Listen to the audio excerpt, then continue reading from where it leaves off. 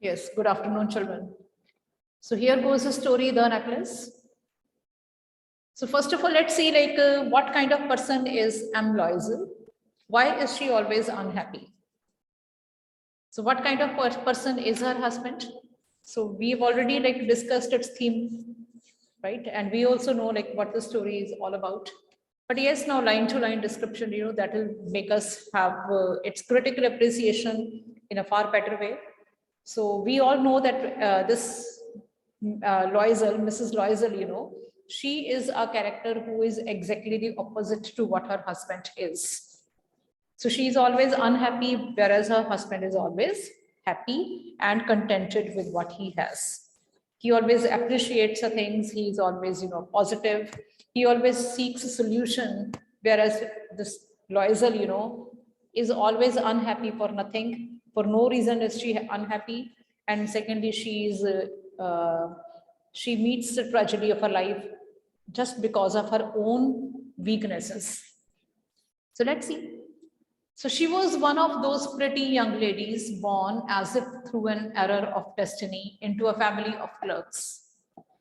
So by mistake, she might have been born in a family of clerks. Otherwise, she was very pretty. The way she was pretty, the way she had her outlook towards life, that was that gave just one hint that she might have been born in that middle class family by mistake only. She had no dowry, no hopes, no means of becoming known, loved and married by a man, either rich or distinguished. So, because she was born in a family of clerks, so she didn't have much money. She didn't have she didn't have the dowry with which she could have married some rich person. She didn't have any high hopes, no means of becoming famous.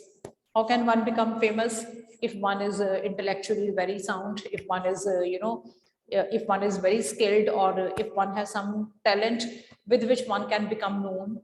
So she had nothing of that kinds to become known. She didn't have any means to be loved by others, though she was very pretty, and married by a man either rich or distinguished. She has no means by which she could have become famous, or which she could have become, by which she could have been married by a rich or a distinguished fellow. So here, in the very beginning, we can see that the writer is actually criticizing the society where people don't marry the people with the talent or beauty. Here, the matches, the alliance is made, which is based upon social status, which is based upon the financial status of a person. So though this girl was very beautiful, yet she had no means for which she could have been married by a rich person, because rich marry the rich. So here, what is the narrator? What's the author doing? The author is only making fun of rich society, or the society where people are socially, or you can say the social status, conscious. So, and she allowed herself to marry a petty clerk in the office of the Board of Education. So, whom did she marry finally? She married a clerk who worked in an office of the Board of Education. She was simple, but she was unhappy. She was simple. Why was she simple? Because she didn't have any means to be gaudy, fashionable, and all. So she was simple, but she was unhappy. So being simple doesn't mean that you become unhappy. Okay, simplicity is the best virtue, and when simplicity can make us live a contented and happy life as well. But she was the one who was always unhappy. Now we'll find out why was she unhappy. So far in the first paragraph, whatever we have read out, do we find a reason for her unhappiness? Imagine we don't know the story. Up till now, we have read out that she was born in a family of clerks, and she had not much means through which she could have been married to a rich person. So she was living a simple life, but she was unhappy. Now the point is, why was she unhappy? Are all those people who are born in middle class families, or the people those who are born in the family of clerks, the people those who don't have much money, are they unhappy always? But why was she unhappy? The reason, let's see. She suffered incessantly, non-stop she suffered, feeling herself born for all delicacies and luxuries. Why did she suffer? Because of her outlook towards life. She always thought that she was born to enjoy all the beautiful and luxurious things of the life. She suffered from the poverty of her apartment, the shabby walls, and the worn chairs. All these things tortured and angered her. So, what made her unhappy? First of all, her lifestyle made her unhappy. What kind of lifestyle it was? The kind of apartment she lived in, she found it very poor. The kinds of walls that apartment had, that made her become unhappy. And the chairs were not luxurious, the chairs were not branded and high profiled. They were old, worn out chairs, and they also made her unhappy. So, what are these things? Apartment, walls, and chairs. Does one live with these things? Does one's happiness depend upon these materialistic things? Do you need these things to be happy? If you say that, yes, I am happy with the chairs, I am happy with the walls, and I am happy with the, house where I live, then I guess nobody is poorer than us, if we think like this. So she was seeking happiness in materialistic things. So that's why she was unhappy. All these things tortured and angered her. So what tortured and angered her? The feeling that she was living in an impoverished atmosphere, that made her unhappy. When she seated herself for dinner opposite her husband, who uncovered the tureen with a delighted air, saying, "Oh, the good pot pie. I know nothing better than that." So whenever she would sit on a dining table opposite to her husband, the moment he would open up that dish and would find pot pie, and he would feel blessed. He would be so happy to see whatever was in the tureen. Tureen is a dish in which you put anything. So whenever he would uncover the lid of the dish, whatever would be inside, he would express his blessedness. He would count on the blessings. He would express his happiness at what he has got to eat. I know nothing better than that. Means nothing could be better than this, what I have got to eat. This is what makes us happy. The moment we are able to strike a balance between our reality and what we want, we become blessed, we become happy.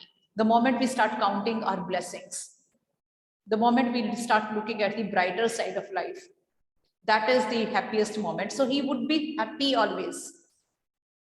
So, but what she would say then, let's see. She would think of elegant dinners, of shining silver. She thought of the exquisite food served in marvelous dishes. So when her husband would point out that what he had got was the best thing ever, she would always dream of elegant dinners. She would think about the big dinner parties, you can say, of shining silverware. She would think about the silver dishes, those kind of expensive crockery. She thought of the exquisite food served in marvelous dishes. She would not only think about the good food, she would also think about the grand dishes in which the things would be served. So again, materialism, she always hankered for materialistic luxuries. She had neither frocks nor jewelry, nothing, and she loved only those things. So she didn't have frocks or jewelry, and she wanted only those things.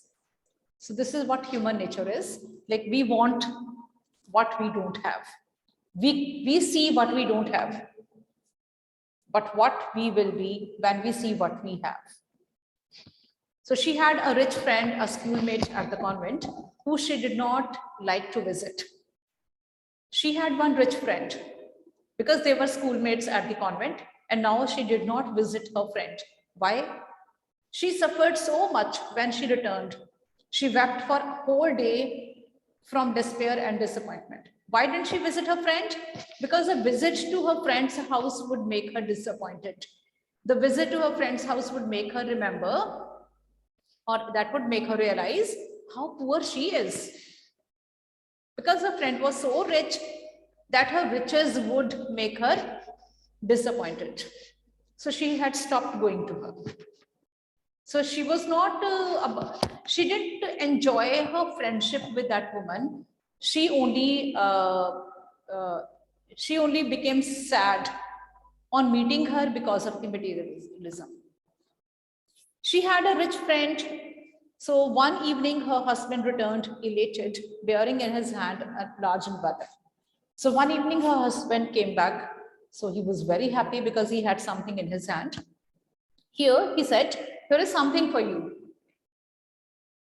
She quickly drew out a printed card on which were inscribed these words. So what was there in that envelope? There was something, there was a card. So what was written on that card? The Minister of Public Instruction and Madam George Rampono asked the honor of Loisel's company Monday, this day, 18 at the minister's residence. So it was an invitation from the Minister of Public Instruction to the dinner. Okay, they had been invited to a party on some particular date, January 18. So it was an invitation to a party. And the husband was expecting that she would be very happy on seeing this kind of invitation because he knew that his wife likes these kinds of things. Instead of being delighted, as her husband had hoped, she drew the invitation spitefully upon the table, murmuring, she threw the invitation spitefully upon the table, murmuring, what do you suppose I want with them? With that. So her husband was expecting that his wife would be very happy to see this kind of invitation. But the response was exactly the opposite. She was quite annoyed on getting this invitation and she threw it upon the table and said, like, what do you think I'll do with this? But my dearie, I thought it would make you happy. You never go out and this is an occasion and a fine one. Everybody wishes one and it is very select. Not many are given to employees. You will see the whole official world there. So her husband also told her the importance of that invitation, that only a few selected people have been given this invitation. Okay, all employees have not got it. So you will find all the VIPs, all the officers class over there. She looked at him with an irritated eye and declared impatiently, what do you suppose I have to wear to such a thing as that? So her concern was that if she had to go there, then what would she wear? He had not thought of that. He stammered. So the husband was really a very simple person. He pointed out he never thought about that. So why the dress you wear when we go to the theater? It seems very pretty to me. He was silent, stupefied in dismay at the sight of his wife weeping. He stammered, what's the matter? What's the matter? By a violent effort, she had controlled her vexation and responded in a calm voice. So basically, Mrs. Loisel was very annoyed from within.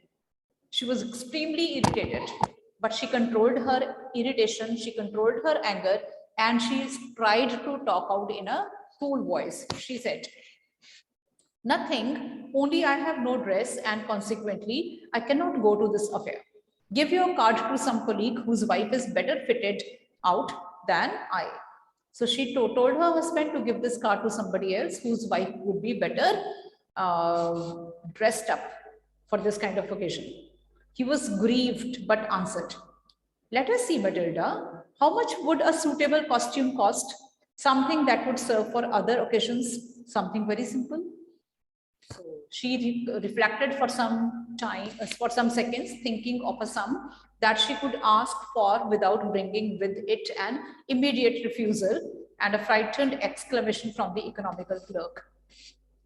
So when her husband asked her, like, how much would that dress cost, that the kind of dress which might become useful later on also and should be simple one, he asked her the cost and how much would that cost.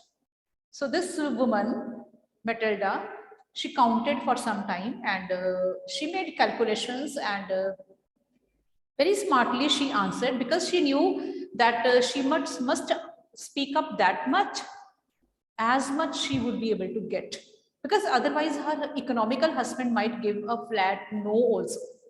So she said, finally, she said in a hesitating voice, I cannot tell exactly, but it seems to me that 400 francs ought to cover it. So how much cost did she say that it would cover? She might require about 400 francs. He turned a little pale, for he had saved just this sum to buy a gun that he might be able to join some hunting parties the next summer. So Matilda was very smart, you can say. She was very cunning.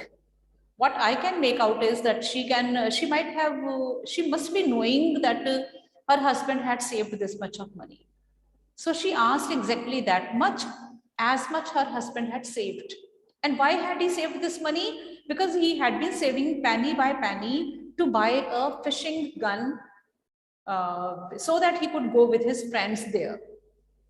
Okay, he wanted to buy a gun that he might be able to join some hunting parties the next summer with some friends who went to shoot larks on Sunday. So he wanted to join his friends on Sundays with that gun. So he had been saving that much of money.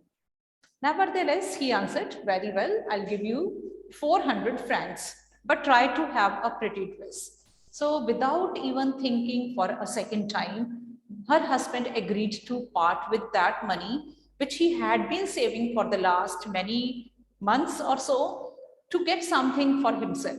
But he loved his wife so much that he didn't even think twice and got ready to give that all money to her with a promise that she would buy a beautiful dress with that.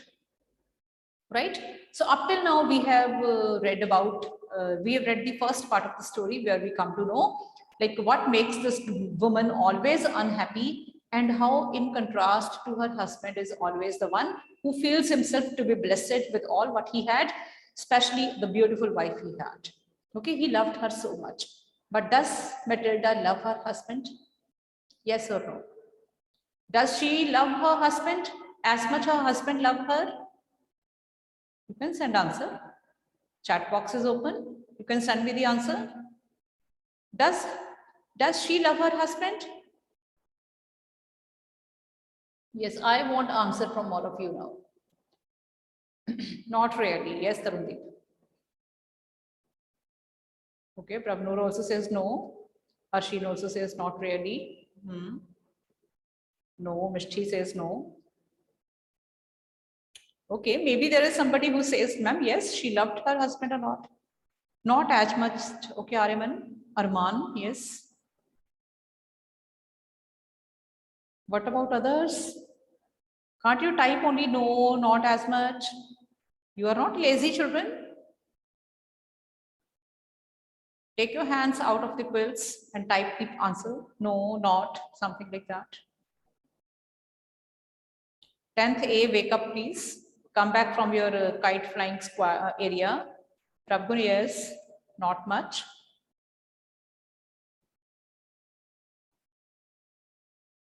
Yes. Okay. Imani says not much.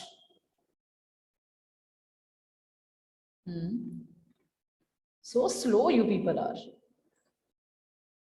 Okay.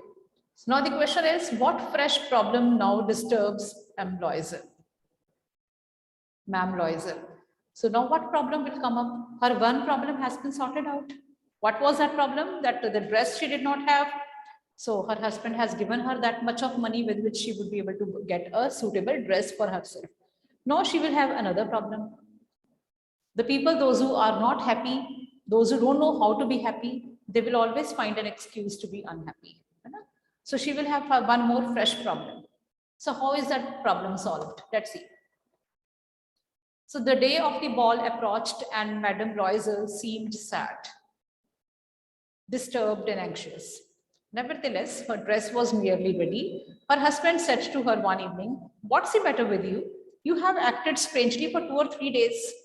So when her dress had been almost ready, when that party was coming very soon, then her husband asked her the reason of her unhappiness again. Harshdeep sent the answer. Send the message, I won't unmute anyone. The day of the ball approached and Madame Loisel seemed sad. And she responded, I'm vexed not to have a jewel, nothing to adorn myself with. I shall have such a poverty-stricken look. I would prefer not to go to this party. And she responded, I'm vexed not to have a jewel, nothing to adorn myself with. I shall have such a poverty-stricken look. I would prefer not to go to this party. Now she was now she again didn't want to go to the party because she did not have any jewelry. So he replied, you can wear some natural flowers. In the season, they look very chic. So very fashionable they look nice. She was not convinced. No, she replied, there is nothing more humiliating than to have a shabby air in the midst of rich women. So she said like, no, flowers, no way, because she would look all the more poverty stricken because of the flowers, where the women would be wearing all the ornaments of diamonds and all. Then her husband cried out, how stupid we are. Go and find your friend, Madame Frostier, and ask her to lend you her jewels. Then her husband suggested her to go to Madame Loisel, that rich lady who was a very good friend. And he suggested her to get the jewelry on loan. She uttered a cry of joy. It's true. I had not thought of that. The next day, she took herself to her friend's house and related her story of distress. Madame Frostier went to her closet, took out a large jewel case, brought it, opened it, and said, choose, my dear. So her friend was really a good friend. So she took no time in opening the almirah and took out the jewelries cases from there and asked her to choose. Okay. She saw at first some bracelets, then a collar of pearls, then a Venetian cross of gold, and jewels of admirable workmanship. So Matilda, she saw all kinds of jewelries. She tried the jewels before the glass, hesitated, but could neither decide to take them nor leave them. Then she asked, have you nothing more? So she was not able to make up her mind as to what exactly she wanted, right? She could neither leave the jewelries nor could she take them, because she was not very, she had not been able to choose any one of her choice. So she asked for more. Why, yes, look for yourself. I don't know what will please you. Suddenly she discovered in a black satin box a superb necklace of diamonds. Her hands trembled as she took it out. She placed it about her throat against her dress and was ecstatic. Then she asked in a hesitating voice, full of anxiety, could you lend me this? Only this? So finally, when she found a superb necklace of diamonds, she was like, she was too happy to see and she wanted that only. So, and she was given the permission that yes, why yes, certainly. She fell upon the neck of her friend, embraced her with passion, then went away with her treasure. So she got that diamond necklace and she came back her home. Okay, the day of the ball arrived. Madame Loisel was a great success. She was the prettiest of all, elegant, gracious, smiling, and full of joy. All the men noticed her, asked her name, and wanted to be presented. So she was a big success in the party. So the way she was looking, the way she was like smiling, the way she was like elegant, so all appreciated her and wanted to talk to her. Okay. So this much is okay, children, for the day. Tomorrow we'll continue and go through the questions which we are doing side by side. On Monday will be the test of this chapter as much we have done. Okay, up till this very paragraph. Monday is your test day and test will be of the previous story which we did before this. What story we did last week?